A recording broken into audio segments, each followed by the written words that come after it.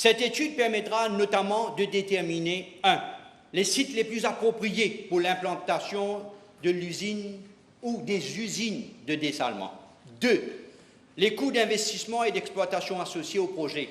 3. Le modèle financier les plus adaptés pour assurer sa viabilité. 4. Les technologies les plus appropriées pour la gestion et l'élimination des rejets dans le respect des normes environnementales.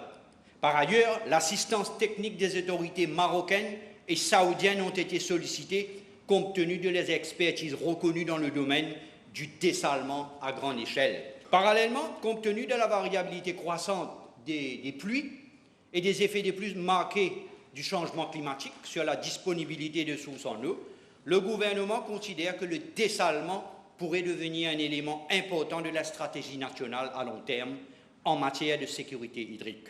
Cette approche vient compléter les efforts déjà engagés pour réduire l'eau non facturée, renforcer la gestion durable des ressources hydriques et diversifier les sources d'approvisionnement en eau, surtout dans le Nord.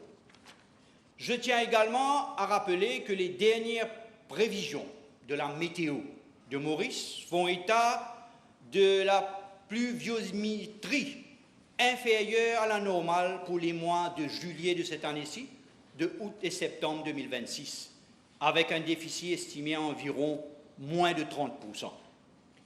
Dans cette optique, le gouvernement étudie la mise en place d'une unité de dessalement alimentée par l'énergie solaire dans la région du Nord, compte tenu des difficultés persistantes d'approvisionnement en eau dans cette région, ainsi que l'augmentation de la demande liée au développement résidentiel